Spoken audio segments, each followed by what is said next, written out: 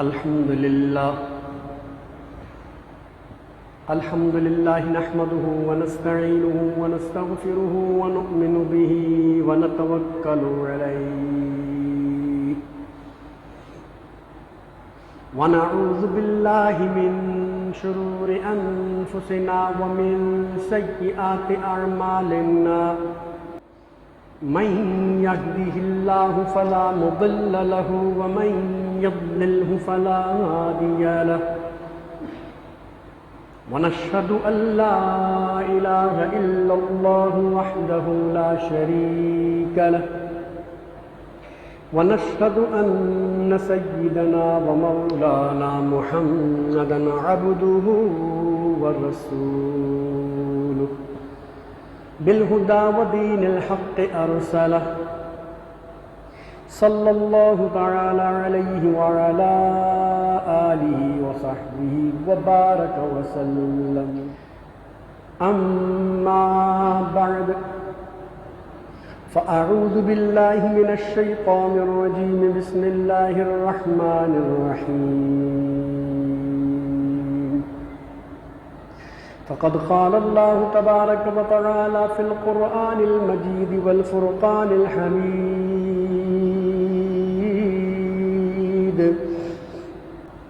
ذلك مثلهم في التوراة ومثلهم في الإنجيل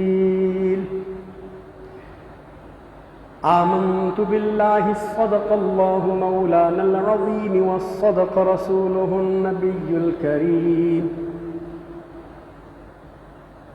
ونحن على ذلك لمن الشاهدين والشاكرين والحمد لله رب العالمين.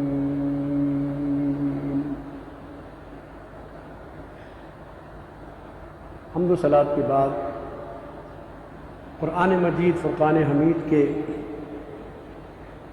26ویں پارے کے 12ویں رکوع میں سے سورہ الفتح کی آخری آیت یعنی 29ویں آیت آپ کے سامنے اس کا ایک ٹکڑا آپ کے سامنے تلاوت کرنے کا شرف حاصل کیا ہے. اللہ تبارک و تعالیٰ سے دعا ہے کہ وہ مجھے اس آیت مبارکہ کے اس حصے کے حوالے سے حق کہنے اور آپ کو سن کر سمجھنے، یاد رکھنے اور اس میں سے حاصل ہونے والی گفتگو کے ذریعے اپنے عقائد، اپنے اعمال، اپنے معمولات کی اصلاح کی توفیق رفیق مرحمت فرمائے. وما توفیقی الا باللہ العلی العظیم. گزشتہ 10 جمعوں سے 10 نشستوں سے ہم امثال القرآن کے حوالے سے گفتگو سماعت کرتے چلے آ رہے ہیں اور اس میں مختلف امثال جو قرآن کریم میں اللہ تبارک و تعالی نے بیان فرمائی ہیں اس پر گفتگو ہوتی رہی. آج بھی انشاءاللہ اسی سلسلے کو مزید آگے بڑھاتے ہوئے مؤرخہ 4 محرم الحرام 1443 ہجری بمطابق 13 اگست 2021 اس سلسلے کی 11ویں نشست کے ساتھ میں آپ کے سامنے حاضر ہوا. جو آیت مبارکہ میں نے آپ کے سامنے پڑھی ہے، اللہ تبارک و تعالیٰ اس میں ارشاد فرماتا ہے ذَلِكَ مَثَلُهُمْ فِي التَّوْرَاةِ وَمَثَلُهُمْ فِي الْإِنجِيلِ.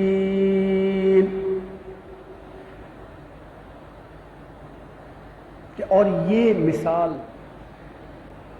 تورات میں ہے اور انجیل میں ہے. اب یہ تورات اور انجیل یہ کیا ہے؟ تورات حضرت موسیٰ علیہ نبینا علیہ الصلوۃ والسلام پر کتاب نازل ہوئی، یہودیوں کی وہ مقدس کتاب ہے توریت شریف.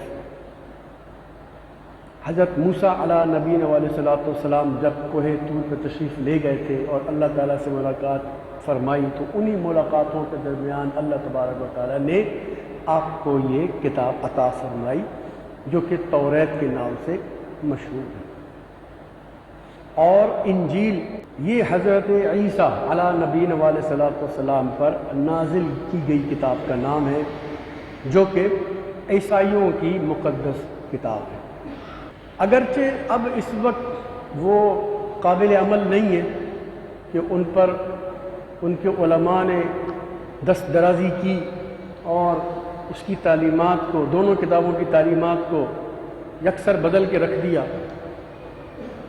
لیکن جس وقت وہ قرآن نازل ہو رہا تھا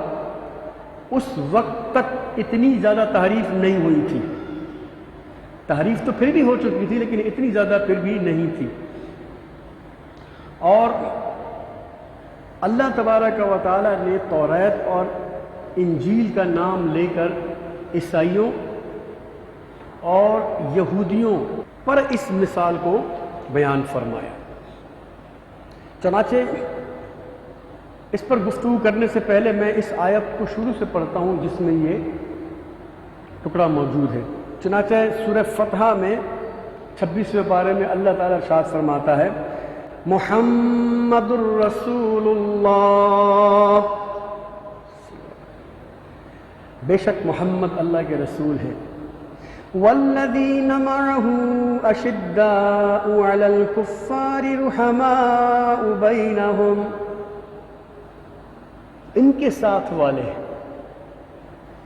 کافروں پر سخت اور آپس میں نرم دل ہیں۔ تراہم رکعا سجدا یبتغون فضلا من اللہ ورضوانا، تو انہیں رکوع کرتے ہوئے، سجدہ کرتے ہوئے تم دیکھو گے اور اللہ کا فضل اور اس کی رضا چاہتے ہوئے تمہیں نظر آئیں گے۔ سیماہم فی وجوہہم من اثر السجود، اور ان کی علامت ان کے چہروں میں سجدے کے نشان سے ہے۔ اب اللہ تعالیٰ فرماتا ہے کہ یہ جو نبی کے ساتھ والے ہیں، جو اللہ کی رضا چاہتے ہیں، جو سجدوں میں پڑے رہتے ہیں، جو اللہ کی عبادت کرتے ہیں، جو اللہ کی رضا چاہتے ہیں، ان کی مثال اللہ فرماتا ہے، ذالک مثلہم فی التوراۃ ومثلہم فی الانجیل، ان کی مثال توریت اور انجیل میں ہے۔ وہ کس طرح ہے؟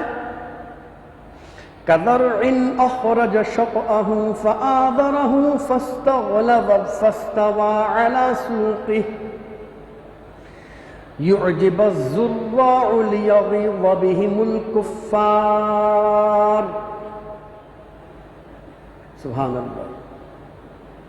جیسے ایک کھیتی ہوتی ہے، فصل، جس نے اپنی باریک سی ایک کوپل نکالی، پہلے جب کھیتی زمین میں جاتی ہے، بیج بوتے ہیں، پھر جب وہ اگنا شروع ہوتی ہے تو بالکل پتلی پتلی جو ہے نا اس کی کومپلیں باہر نکلتی ہیں کھیتی کی۔ پھر اللہ تعالیٰ اسے طاقت دیتا ہے اسی کومپل کو، تو وہ موٹی ہو جاتی ہے۔ پھر اور جب وقت گزرتا ہے تو وہ طاقتور ہو کر بالکل تنا بن کر فصل میں کھڑی ہو جاتی ہے۔ اب آپ جانتے ہیں کہ جو بھی کھیتی باڑی سے تعلق رکھتے ہیں اور کسان لوگ ہوتے ہیں، جب وہ اپنی فصل اپنے کھیت میں کھڑی ہوئی دیکھتے ہیں تو اس فصل سے کتنے خوش ہوتے ہیں کہ ہماری محنت رنگ لائی، ہماری کوشش رنگ لائی، آج یہ فصل اٹھ کر کھڑی ہو گئی ہے اور ہمیں جتنے بھی اس سے فوائد حاصل ہو سکتے ہیں اب ہم ان سے وہ فوائد حاصل کریں۔ لہلہاتے ہوئے کھیت، سرسبز و شاداب کھیت کسان کو اور کسانوں کو ان کے دلوں میں بڑی خوشی پیدا کرتے ہیں۔ اور آگے اللہ تعالیٰ کیا فرماتا ہے؟ لِيَغِيظَ بِهِمُ الْكُفَّارَ، اور ان صحابہ کی وجہ سے، ان عبادت گزاروں کی وجہ سے اللہ تبارک و تعالی کفار کے دلوں کو جلاتا ہے۔ اب ہم دوبارہ اسی کھیت کی بات پہ آ جاتے ہیں کہ جب آپ دیکھیں کھیت لہلہاتا ہے نا، تو جس کا کھیت ہوتا ہے، جس خاندان کا، جس فیملی کا کھیت ہوتا ہے، وہ تو خوش ہو رہے ہوتے ہیں، لیکن جو حاسد ہوتے ہیں، جو ان سے جلتے ہیں، بغض رکھتے ہیں، تو ان کے سینے پر یوں سمجھ لو سانپ لوٹ رہے ہوتے ہیں کہ اتنی اچھی فصل کیسے ہو گئی ان کی، اتنی اچھی فصل کیسے ہو گئی۔ اور آئے دن یہ خبریں، کراچی میں تو اتنی خبریں نہیں آتی، لیکن پنجاب کی خبروں میں، پنجاب کی ٹی ویوں پر اور وہاں کی خبروں کے اندر یہ آئے دن یہ چھپتی رہتی ہیں، اور ٹی وی کے چینلز کے اوپر یہ خبریں آتی رہتی ہیں کہ فلاں غریب کی فصل کو آگ لگ گئی، فلاں چودھری نے آگ لگا دی، فلاں نے آگ لگا دی۔ اب یہ سب آگ کہاں، اصل آگ تو پہلے دل میں لگی ہوئی ہوتی ہے، اور اس آگ کی وجہ سے، حسد اور بغض کی وجہ سے وہ بیچارے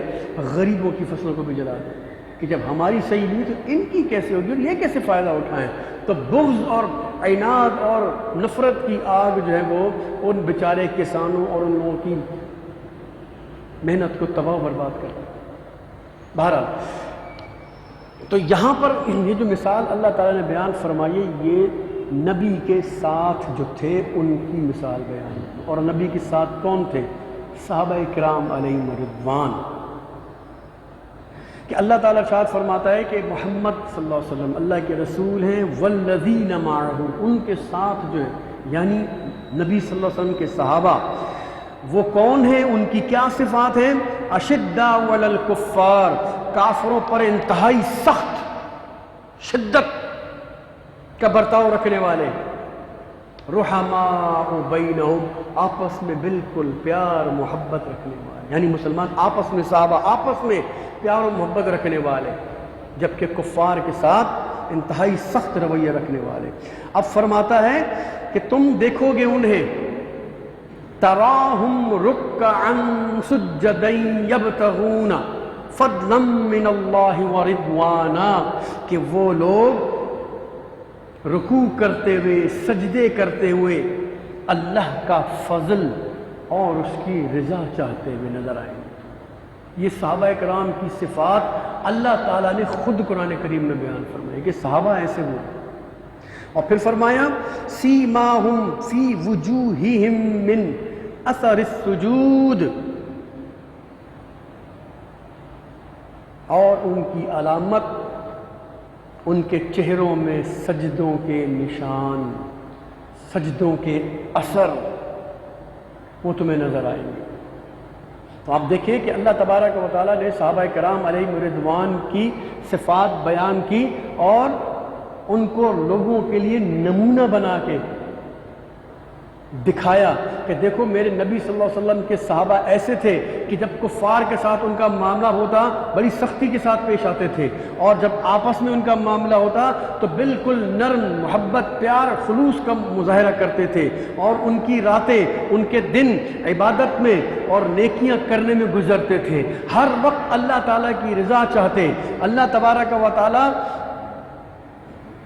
کا فضل مانگتے ہوئے نظر آتے تھے۔ یعنی ان کا کوئی بھی عمل ہوتا تھا وہ اپنے ہر عمل میں اللہ کی رضا ڈھونڈ رہے ہوتے تھے، اللہ کی چاہت ڈھونڈ رہے ہوتے، اللہ کی خوشنودی تلاش کر رہے ہوتے تھے، اس کا فضل تلاش کر رہے ہوتے تھے، اس کا فضل مانگ رہے ہوتے تھے۔ یہ صحابہ کرام کی زندگی اللہ تبارک و تعالیٰ نے قرآن کریم میں ارشاد فرمائی، اور پھر فرمائی کہ ان کی مثال بالکل ایسے ہی ہے جیسے انجیل میں اور تورات میں بتایا گیا کہ ایک فصل ہے، فصل جو ہے وہ زمین سے جب نکلتی ہے باریک کمپل ہوتی ہے، پھر وہ ایک دم مضبوط ہو جاتی ہے، موٹی ہوتی ہے، پھر تن کر کھڑی ہو جاتی ہے اور اپنے دیکھنے والوں کو، کسانوں کو بالکل بھلی لگتی ہے۔ تو اسی طرح اللہ تبارک تعالیٰ گویا فرما رہا ہے کہ جب میرے محبوب صلی اللہ علیہ وسلم کی تبلیغ کے نتیجے میں جب یہ صحابہ ایمان قبول کرتے چلے گئے تو وہ گویا اس فصل کی طرح تھے جو زمین سے نئے نئے اگے تھے۔ تو اب ہر کسان یہ جانتا ہے، ہر کھیتی باڑی کرنے والا یہ جانتا ہے کہ اس زمین اور اس کھیتی کی کتنی دیکھ بھال کرنی پڑتی ہے، اس کو وقت پہ پانی دینا پڑتا ہے، وقت پہ جا کے اس کو دیکھنا پڑتا ہے، اس کے ارد گرد جو خراب جڑی بوٹیاں پیدا ہو جاتی ہیں یا کیڑے پیدا ہو جاتے ہیں یا جناب फसल کے دشمن جو ٹڈیاں یا اور سنڈیاں یا اور دیگر قسم کے جو ہے وہ کیڑے مکوڑے پیدا ہو جاتے ہیں جو فصل کو نقصان پہنچاتے ہیں، ان کا خیال رکھنے کے لیے اس کے اوپر اسپرے وغیرہ سمجھ لو آج کل کے حساب سے یا اور اس طرح کی چھانٹی وانٹی کرتے رہتے ہیں جس سے وہ فصل محفوظ رہتی ہے۔ تو گویا اللہ تبارک و تعالی نے صحابہ کرام کو جو ایک تیار کیا امت کے لیے، تو گویا ایک کھیتی سے مثال دی کہ جس طرح کھیتی کا اتنا دھیان رکھا جاتا ہے، تو اے آنے والے لوگوں دیکھو میرے نبی صلی اللہ علیہ وسلم کے جو صحابہ تھے ان کی تربیت، ان کو بنانے کے لیے میں نے ان کا ہر دم خیال رکھا ہے، میں نے ان کو اپنی گویا نگرانی میں رکھا ہے، میرے نبی صلی اللہ علیہ وسلم کی محبت ان کے دلوں میں ڈالی، دین کی محبت ان کے دلوں میں ڈالی، اور پھر جب وہ تیار ہوئے تو پھر نبی اکرم صلی اللہ علیہ وسلم کے دین کو لے کر پھر وہ کس طریقے سے دنیا میں پھیلے اور پوری دنیا میں جناب دین اسلام کو پھیلا دیا۔ تو اللہ تبارک و تعالیٰ نے صحابہ کرام کی مثال توریت اور انجیل میں ایک فصل کھیتی سے تشبیہ دی کہ کس طرح کھیتی کتنے فوائد پر مشتمل ہوتی ہے، اور وہ تمام فوائد اس کھیتی کو استعمال کرنے والوں کو حاصل ہوتے ہیں۔ اور آپ جانتے ہیں کہ ہماری شہری زندگی، ہمارا ملک پاکستان زرعی ملک کہلاتا ہے، اس زراعت سے ہمارے ملک کو کتنا فائدہ ہوتا ہے۔ کہنے والے تو کہتے ہیں اعداد شمار کے حوالے سے کہ 70 65 75% ہمارا ملک کا دار و مدار زراعت پر ہے، کیونکہ ہم زرعی ملک ہیں۔ تو کتنی کھیتیاں، کتنے ہی مطلب جو ہے اجناس ہمارے ملک کے اندر اگتی ہیں، آپ جانتے ہیں۔ تو صحابہ کرام کو اللہ تبارک و تعالیٰ نے پوری دنیا میں پھیلا دیا اپنے محبوب صلی اللہ علیہ وسلم کے دین کو پھیلانے کی غرض سے، اور دنیا کے ہر خطے میں اگر دیکھا جائے تو کسی نہ کسی صحابی کی مرقد، ان کا مزار، ان کی قبر موجود ہوتی ہے۔ ہمارے پاکستان میں بھی کہا جاتا ہے کہ مختلف مقامات پر صحابہ کرام کی قبریں موجود ہیں، ان کی مزارات موجود ہیں۔ یہ ان کی وہ انتھک محنت تھی جو اللہ کے پیارے حبیب صلی اللہ علیہ وسلم نے ان کی تربیت فرمائی اور انہیں دین پھیلانے کا ایسا جذبہ عطا فرمایا کہ وہ پوری دنیا میں جہاں جہاں تک وہ جا سکتے تھے وہاں وہاں تک وہ گئے اور دین کو پھیلا دیا۔ یہ آج ان صحابہ کرام علیہم رضوان کی قربانیوں اور ان کی محنت کا ہی نتیجہ ہے کہ آج ہم لوگ مسلمان ہیں، آج ہم نبی سے محبت کرتے ہیں۔ انہی صحابہ کرام علیہم رضوان کی زندگی جو انہوں نے اپنے پیارے آقا صلی اللہ علیہ وسلم کو دیکھا اور ان سے محبت کی اور اس محبت کے جو طریقے اپنائے وہ طریقے امت تک پہنچے، تو ان کو دیکھ دیکھ کر صحابہ کرام کے شاگرد، ان کے شاگرد اولیاء کرام کی شکل میں ہم تک پہنچاتے رہے، اور آج ہم اپنے پیارے آقا صلی اللہ علیہ وسلم کو کسی حد تک جانتے ہیں اور ان سے محبت کرتے ہیں۔ یہ صحابہ کرام ہی تھے۔ اللہ تبارک و تعالیٰ نے بھی اس زمانے کے لوگوں کو جب وہ ایمان لانے کے لیے آتے تھے نبی کریم صلی اللہ علیہ وسلم کی بارگاہ میں، تو اللہ تبارک و تعالیٰ قرآن کریم میں ارشاد فرماتے ہیں سورہ بقرہ کے دوسرے رکوع میں، وَإِذَا قِيلَ لَهُمْ آمِنُوا كَمَا آمَنَ النَّاسِ، کہ اے آنے والے لوگوں اگر تمہیں ایمان لانا ہے تو صحابہ کی طرح ایمان لاؤ۔ صحابہ کو اللہ تبارک و تعالی نے ایمان کا گویا نمونہ قرار دیا کہ اگر تم ایمان لانا چاہتے ہو، ایمان رکھنا چاہتے ہو، تو جیسے میرے نبی کے صحابہ ایمان لائے ہیں ویسے تم ایمان لاؤ۔ تو آج بھی الحمدللہ دنیا میں جہاں جہاں مسلمان موجود ہیں اور جو صحابہ کرام علیہم رضوان کی طرح ایمان لایا، تو وہ نبی صلی اللہ علیہ وسلم سے اسی طرح محبت کرتا ہے جس طرح صحابہ کرام محبت کیا کرتے تھے، اور جنہوں نے اپنی عقل، اپنی فہم، اپنی سمجھ سے ایمان لانے کی کوشش کی تو وہ طرح طرح کے کیڑے آپ کو معلوم میں نکال رہے ہوتے، مختلف نبی صلی اللہ علیہ وسلم کی شان میں مختلف کیڑے نکال رہے ہوتے۔ کیوں؟ انہوں نے اپنی عقل، اپنی سمجھ اور اپنے حساب سے ایمان لا کر اپنے آپ کو سمجھا کہ بھئی ہم ہی سب کچھ جاننے والے ہیں۔ انہوں نے ایمان کا معیار صحابہ کرام کی زندگی پر نہیں رکھا۔ نام تو صحابہ کا لیتے ہیں، میں نوکر صحابہ دا بولنے والے تو بہت تھے، صحابہ کے غلام کہلانے والے تو بہت تھے، صحابہ کی عزت کرانے والے تو بہت تھے، جگہ جگہ بینر لگا کے کہ جناب فاروق اعظم رضی اللہ تعالیٰ عنہ کا دن سرکاری طور پہ منایا جائے، عثمان غنی رضی اللہ تعالیٰ کا دن سرکاری طور پہ منایا جائے، ابو بکر صدیق رضی اللہ تعالیٰ کا دن سرکاری طور پہ منایا جائے، یعنی چھٹیاں کی جائیں، احترام دیا جائے۔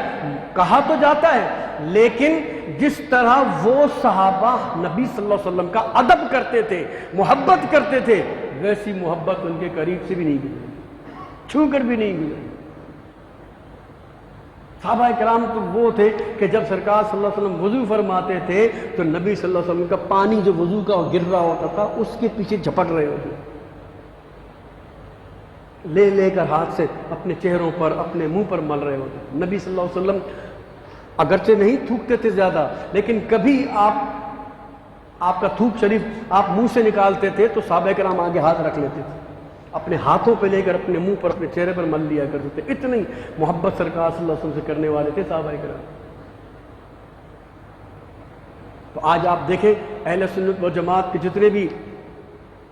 لوگ ہیں وہ نبی کریم صلی اللہ علیہ وسلم سے اسی طرح کی محبت کرتے ہیں جیسے صحابہ کرام نمونہ رکھتے تھے، لیکن جنہوں نے وہی عقل سے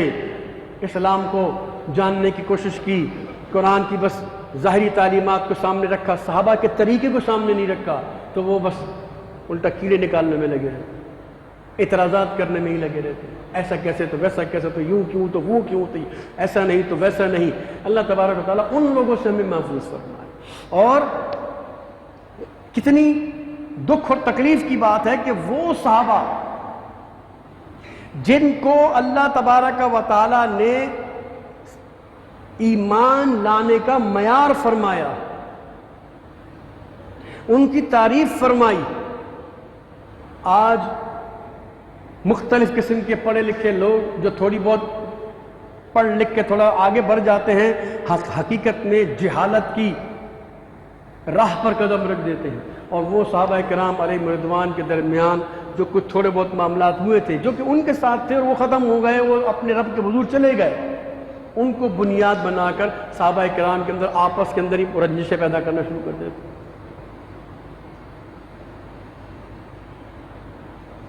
فلانے صحابی سے یہ غلطی ہو گئی، فلانے صحابی سے یہ غلطی ہو گئی، فلانا اس سے لڑ گیا، فلانا اس سے لڑ گیا، فلانا نے یہ کر دیا، فلانے نے یہ کر دیا، اور جناب یوں ہو گیا، وہ ہو گیا، فلاں ہو گیا، چنی ہو گیا، اس طرح کی فضولیات کو لے کر جو کہ کتابوں کے اندر اگرچہ لکھی ہوئی ہیں، لیکن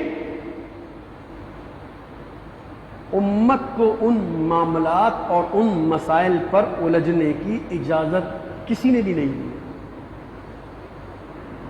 آج صحابہ کو غلطی پہ صحابی ثابت کرنے والے، آج صحابہ کا فسق و فجور ثابت کرنے والے، آج صحابہ کو راہ راست سے ہٹنے والا ثابت کرنے والے، حق سے ناحق پہ رکنے والا ثابت کرنے والے، قرآن کریم کی اس آیت کو شاید بھول جاتے ہیں۔ اللہ تعالیٰ قرآن کریم میں ارشاد فرماتا ہے 26ویں پارے میں سورہ حجرات کے اندر فرماتا ہے وَلَٰكِنَّ اللَّهَ حَبَّبَ إِلَيْكُمُ الْإِيمَانَ، اے میرے محبوب صلی اللہ علیہ وسلم کے صحابہ کرام، اللہ کا تم پر یہ کرم ہے کہ تمہارے دلوں میں ایمان کی محبت ڈالی۔ اللہ نے دوسروں کو نہیں فرمایا کہ میں نے تمہارے دل میں ایمان کی محبت ڈالی، صحابہ کے کو فرمایا، صحابہ کو فرمایا۔ اور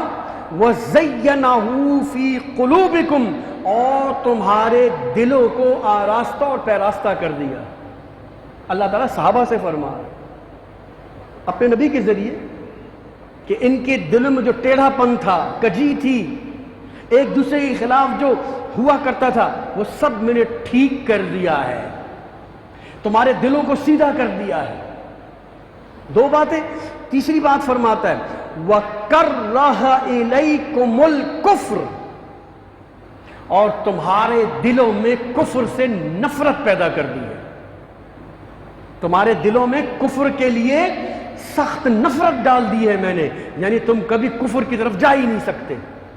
اتنی نفرت ڈال دی میں نے کفر کی تمہارے دلوں کے اندر۔ تین باتیں ہو گئیں۔ چوتھا فرماتا ہے والفسوق، اور اللہ کے احکامات کی حکم عدولی کی بھی نفرت ڈال دی ہے کہ کبھی بھی تم اللہ کے کسی بھی حکم کو منع نہیں کرو گے بلکہ اللہ کے حکم پر ہمیشہ عمل کرتے رہو جب تک تم زندہ ہو. اور پانچویں بات فرمائی وَكَرَّهَ إِلَيْكُمُ الْكُفْرَ وَالْفُسُوقَ وَالْعِصْيَانَ، اور ہر قسم کے گناہ سے بھی تمہارے دل میں نفرت اور بیزاری ڈال دی ہے میں نے. اب اللہ تبارک و تعالیٰ ذمہ داری لے رہا ہے کہ میں نے صحابہ کے دل میں حکم عدولی، گناہ اور کفر سے نفرت پیدا کر دی، وہ کبھی نہیں کرے گی. اور آج پڑھے لکھے پروفیسر، پڑھے لکھے انجینئر کہلانے والے جاہل لوگ صحابہ کرام پر انگلیاں اٹھا رہے ہیں، طرح طرح کی فضول بکواس کر کر کے اپنی قبر کو ہی خراب کر رہے ہیں، اور جو لوگ ان کی باتوں کو سنتے ہیں وہ بھی اپنا ایمان برباد کرنے کے پیچھے تلے رہے ہیں. ایک بات سمجھ میں نہیں آتی، اور یہ سمجھنے کی بات ہے لیکن لوگ کیوں نہیں سمجھتے. اگر صحابہ کرام علیہم الرضوان کے درمیان آپس میں کوئی معاملہ تھا بھی تو وہ تو اللہ کی بارگاہ میں چلے گئے، ان کے ساتھ جو بھی معاملہ ہوا اللہ تبارک و تعالیٰ نے کر دیا. میں اور آپ کون ہوتے ہیں ان معاملات کے پیچھے پڑنے والے؟ اللہ کا پیارا نبی صلی اللہ تعالیٰ علیہ وسلم تو فرماتا ہے کہ کوئی مسلمان مر جائے، یہاں صحابی کی بات نہیں ہو رہی ہے، کوئی بھی مسلمان مر جائے، کسی بھی زمانے میں مر جائے، کوئی مسلمان مر جائے، خبردار مرے ہوئے کے پیچھے اس کی برائی نہ کرو. یہ بات آپ سب کو سمجھ میں ہو کہ کسی مرے ہوئے شخص کی برائی نہیں بیان کرنی چاہیے. اگر تمہارے پاس اس کی کوئی اچھائی ہے تو تم اچھائی جتنی کر سکتے ہو کرو بیان. جب ایک عام مسلمان کو اللہ کے پیارے حبیب نے یہ حق دیا ہے عام مسلمان کے لیے کہ اس کے مرے پیچھے اس کی برائی نہ کرو، تو صحابہ جس کے بارے میں خود اللہ کے پیارے حبیب نے 3 مرتبہ فرمایا اللہ اللہ اللہ اصحابی، کہ اللہ سے ڈرنا، اللہ سے ڈرنا، اللہ سے ڈرنا میرے صحابہ کے معاملے میں. خبردار تم میں سے کوئی میرے کسی صحابی کی برائی تنقید کبھی مت کرنا، اس لیے کہ تم میرے صحابہ کے مقام کو نہیں سمجھتے. لیکن پھر بھی سمجھانے کے لیے ایک مثال دے دی، فرمایا تمہارا احد پہاڑ کے برابر سونا خرچ کرنا میرے صحابی کے مٹھی برابر جوار جو ہوتی ہے یا جو ہوتی ہے، باجرہ سمجھ لو، ایک مٹھی بھر جو خرچ کرنے سے زیادہ حاصل نہیں کر سکتی مرتبہ. کہ تمہارا سونا پہاڑ کے برابر سونا ایک طرف، اور میرے صحابی کا ایک مٹھی جو خرچ کرنا اللہ کی نظر میں تمہارے اس پہاڑ سے زیادہ مقبول. تو کیسے کسی کو اجازت مل سکتی ہے کہ صحابہ کرام علیہم الرضوان کے حق میں جو ہے نا وہ بکواس کرے؟ تو اگر کوئی پروفیسر ہے تو پروفیسری مبارک ہو اس کو، کوئی انجینئر ہے تو انجینئری مبارک ہو اس کو، کوئی کسی بھی طبقے سے تعلق رکھتا ہو اس کو اپنے اس حوالے سے جو بھی علم ہے مبارک ہو. لیکن ہرگز صحابہ کرام علیہم الرضوان کی تنقید کرنے، ان پر تنقید کرنے کی اجازت نہ تو شریعت نے دی ہے نہ قرآن اس کو دے رہا ہے. کیونکہ اللہ تعالیٰ فرماتا ہے کُلًّا وَعَدَ اللَّهُ الْحُسْنَىٰ، کہ میں نے اللہ فرماتا ہے کہ میں نے سب کے ساتھ بھلائی کا وعدہ کر لیا ہے. ارے رب تو بھلائی کا وعدہ کرے، رب تو فرمایا رضی اللہ عنہم ورضوا عنہ، میں ان سے راضی وہ مجھ سے راضی. رب تو ان سے راضی، رب تو انہیں جنتوں میں ٹھہرائے، رب تو ان کے لیے رحمت و رضوان کے جو ہے وہ قصیدے گویا لوگوں کو سنائے. اور یہاں پر 4 کلاسیں پڑھنے والا کوئی کتا بھونکتا پھر صحابہ کرام کے اوپر، تو وہ اپنی قبر ہی خراب کر رہا ہے نا، اپنی قبر ہی تو برباد کر رہا ہے، اور کیا کر رہا ہے؟ تو جو لوگ ان لوگوں کو بیٹھ کے سنتے ہیں یا ان لوگوں کے پاس بیٹھتے ہیں تو یاد رکھ لو، صحبت رنگ دکھاتی ہے، صحبت اثر لے کر آتی ہے. وہ کہتے ہیں نا کہ خربوزے کو دیکھ کے خربوزہ رنگ پکڑتا ہے، اسی طرح کسی بدبخت کے ساتھ آپ بیٹھو گے بدبختی آپ پر بھی آ جائے گی. کسی چرسی موالی کے ساتھ بیٹھنے لگو گے تو سوٹا تم بھی مارنے ہی لگ جاؤ گے، کسی شرابی کے ساتھ بیٹھو گے تو شراب کی 2-3 چسکیاں تم بھی لے ہی لو گے، اور کسی اچھے کے ساتھ بیٹھو گے، نیک کے ساتھ بیٹھو گے، نیک بن سکتے ہو۔ محبت کرنے والا ساتھ بیٹھو گے، محبت کرنے والے بن جاؤ گے، گستاخوں کے ساتھ بیٹھو گے، گستاخی کا اثر آ جائے گا۔ تو فیصلہ ہم نے خود کرنا کہ ہم نے نبی صلی اللہ علیہ وسلم سے محبت کرنے والوں کے ساتھ بیٹھنا ہے یا ان کی شان میں کیڑے نکالنے اور اعتراض کرنے والے کے ساتھ بیٹھنا ہے۔ ہم نے صحابہ کرام علیہم رضوان سے محبت کرنے والوں کے ساتھ بیٹھنا ہے یا ان کی شان، ان کی عظمت میں کیڑے نکالنے اور اعتراض کرنے والوں کے ساتھ بیٹھنا ہے۔ اس ٹاپک میں اگر بولا جائے تو کافی بولا جا سکتا ہے، لیکن ہمارے پاس اتنا وقت نہیں ہوتا، محدود وقت ہوتا ہے ہمارے پاس۔ لیکن صرف یہ بات یاد رکھیے ہمیشہ کہ جیسوں کے ساتھ بیٹھو گے ویسے بن جاؤ گے۔ کوئی شخص اگر یہ کہے کہ میں تو بڑا پکا ہوں، مجھے کچھ نہیں ہوتا، اس سے بڑا بے وقوف انسان پوری دنیا میں نہیں ہوگا، کیونکہ جو سب سے اپنے آپ کو پکا مانتا ہے نا، وہ سب سے پہلے سب سے جلدی شیطان مردود کہتا ہے ہاں پتر تو ہی تو میرا سب سے بہترین شکار ہے، تجھے کبھی یہ محسوس ہونے ہی نہیں دوں گا کہ تو غلط ہے، اور ایسی پچکاریاں دے دے دے دے پچکار کر کر کے اس کو تباہ و برباد کر دیتا ہے، اور جب مرنے کے بعد اس کی آنکھ کھلتی ہے تو پتہ چلتا ہے کہ میں اپنے ساتھ کیا کر بیٹھا ہوں، یہ کیا کر دیا میں نے۔ وہ صحابہ کرام جن کی ذات اور جن کی شخصیتوں کی وجہ سے آج دین اسلام ہم تک پہنچا تھا، انہی پر ہی میں اعتراض کرنے لگ گیا، انہی کی ہی جناب جو ہے وہ شان اور عظمت میں کیڑے اور اعتراضات کرتا رہا۔ ہر وہ شخص، ہر وہ طبقہ جو صحابہ کرام علیہم رضوان کے حوالے سے ایک رتی برابر بھی کسی ایک صحابی کے حوالے سے بھی اگر کوئی ٹیڑھی میڑھی بات کرتا ہے، آپ بولو بھائی خدا حافظ، میرا تیرا کوئی تعلق نہیں ہے، بھاگ ادھر سے۔ تو اس کی برائی کر رہا ہے جس کو اللہ کا نبی پسند کرتا ہے، جس کو خود اللہ پسند کرتا ہے، اس کے ساتھ اللہ نے کُلًّا وعد اللہ الحسنہ کا وعدہ فرمایا ہے، جنت کا وعدہ فرمایا ہے، مغفرت کا وعدہ فرمایا ہے، اپنی رضا کا وعدہ فرمایا، اور تو اس کے خلاف بکواس کر رہے ہیں۔ تیری نحوست کہیں مجھ پہ نہ پڑ جائے بھائی، میں جا رہا ہوں تیرے پاس، ہٹ۔ نہ اس کے ساتھ بیٹھو، نہ اس کی تقریر سنو، نہ اس کا ویڈیو دیکھو، نہ اس کا آڈیو دیکھو، نہ اس کی تحریر پڑھو، اور نہ یاد رکھو شیطان مردود بڑے بڑوں کو جو ہے نا وہ گھما دے۔ اللہ تبارک و تعالی صحابہ کرام کی عظمت، صحابہ کرام کی شان جو اللہ نے انہیں عطا فرمائی، اپنے پیارے محبوب صلی اللہ علیہ وسلم کے ساتھ اور صحبت کی وجہ سے انہیں جو کمال عطا فرمایا،